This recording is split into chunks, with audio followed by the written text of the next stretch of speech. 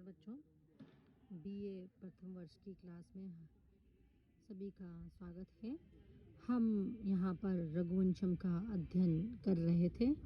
और रघुवंशम में अभी तक हमने जो पढ़ा था उसके अनुसार हमने देखा था कि किस प्रकार से जो है रघुवंशम में हमने देखा था कि किस प्रकार से जो है वो राजा जो दिलीप हैं, राजा दिलीप वो नंदिनी गाय को वन में चराने के लिए लेकर के जाते हैं और वो अपने साथी बंधुओं को सभी को वापस भेज देते हैं। और इसके साथ ये भी यहाँ पे वर्णन किया गया है कि वन में जो है वन का जो सारा वातावरण है वो वातावरण किस प्रकार से, जैसे शहर में राजा दिलीप का स्वागत होता था उसी प्रकार से वन में भी उनका स्वागत कर रहा है। जैसे कि वहाँ पे जो वन देवता थे वो पहले के श्लोक में हमने देखा था कि वो मानो बांसों के माध्यम से उसका जय जयकार कर रहे हों और वहाँ पर जो लताओं से पुष्प बिखर रहे थे, मानो शहर में महिलाएं जो नागरिक जो कन्याएं होती है वो पुष्प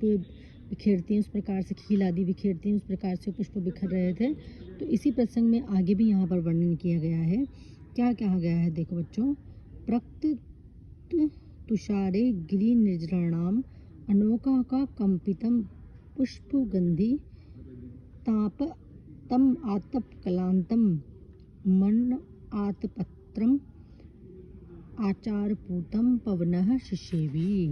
देखो अभी क्या बात कह रहे हैं कि राजा दिलीप जब वन में विचरण कर रहे थे तो स्वाभाविक रूप से वहाँ कुछ गर्मी थी और उस वातावरण में भी किस प्रकार से वन की जो हवा है, वन का जो पूरा वायुमंडल है वो ठंडा हो करके उनकी सेवा कर रहा था, अर्थात उनके शरीर को ठंडक पहुंचा रहा था। तो ये क्या कहते हैं देखो, गिरि निर्जराणाम, गिरि यानी कि पर्वतीय झरनों से, गिरि के निर्जर यानी झरने, पर्वतीय झरनों के तुषारे जल कणों से प्रक्त युक्त, कि पर्वतीय जो पर्वत के जो जल कण हैं उनके जो जल कण गिर रहे हैं पर्वतीय झरनों से, उनके तुषारे जल कणों से युक्त यानी कि पूर्ण। जैसे पर्वत है, पर्वत पे से झरना गिर रहा है और झरने के जो जल के कण जा रहे हैं उससे युक्त होकर के अनोकहा कंपित पुष्पगंधि, अनोकहा कि वृक्ष जो हैं उनके वृक्षों के द्वारा कंपित, वृक्षों के हिलने से, कंपित होने से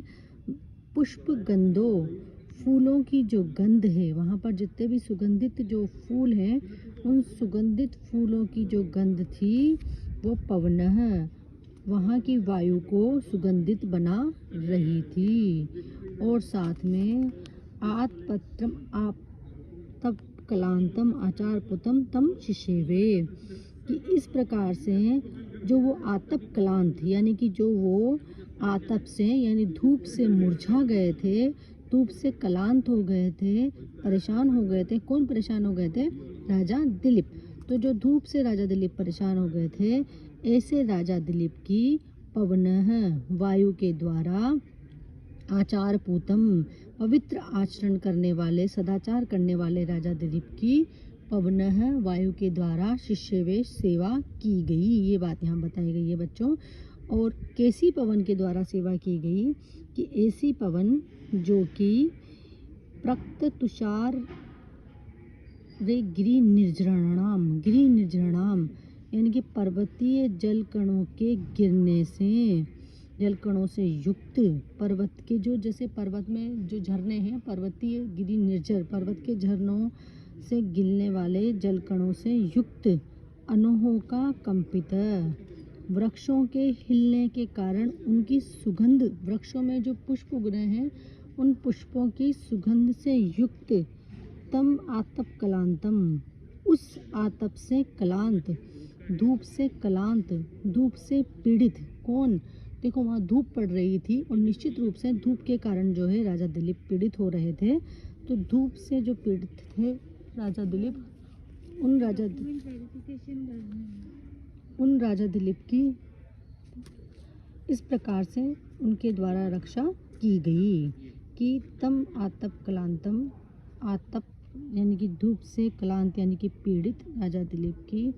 आचार पोतम पवित्र आचरण वाली और पवनः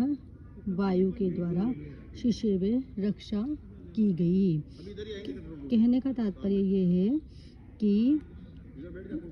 तात्पर्य यहाँ पर ये है कि किस प्रकार से वहाँ पर सुगंधित वायु चल रही थी और वो जो वायु है वो आचार पोतम आचरण से पवित्र आचरण से पवित्र और धूप से परेशान राजा दिलीप की जो है रक्षा कर रही थी। किस प्रकार से वो उनकी रक्षा कर रही थी ये बात यहाँ पर बताई गई है कि प्रक्ता तुषारे गिरि निर्जराणाम, कि गिरि निर्जराणाम पर्वतीय झरनों के कारण, पर्वतीय झरनों से गिरने वाले जो जलकण हैं उनसे अनोहोका कंपित, कि जो वहाँ के जो पेड़ थे वो कांप रहे थे, जिससे कि पुष्प जो थे उनकी गंध से युक्त हो गई थी वो वायु। ऐसी वायु उन राजा दिलीप की सेवा कर रही थी। कहने का तात्पर्य है कि जब राजा अपने शहर में, अपने नगर में कहीं निकलते थे तो उनके ऊपर उनके सेवक लोग जो हैं पंखा झेलते हुए चलते थे। उसी प्रकार से यहाँ पर और अधिक पवित्र शुद्ध वायु सब जो है उनकी रक्षा कर रही थी, उनकी जो है उनकी सेवा कर रही थी और उनकी थकान को मिटाने का काम कर रही थी। यानी जो सुख वो वहाँ भोगते थे सभी सुख उन्हें यहाँ जंगल में भी प्राप्त हो रहे थे। आगे देख क्या कहते हैं, शशाम वृष्टियो अपि विना दावाग्नि शेषा फल पुष्प वृद्धि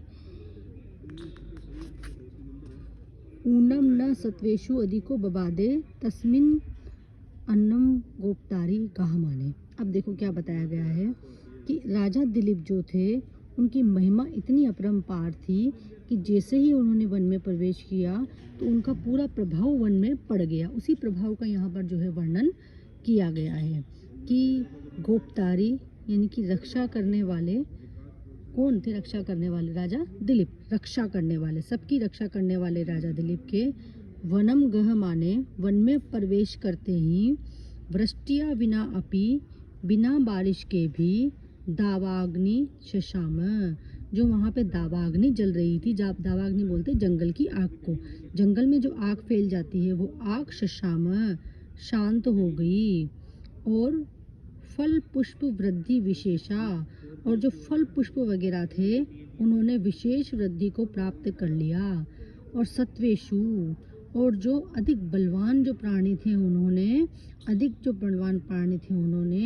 ऊनम, अपने से कम बलवान प्राणियों को न बबादे, बाधा नहीं पहुंचाई। कहने का तात्पर्य ये है कि गोपतरी सभी की रक्षा करने वाले उन राजा दिलीप के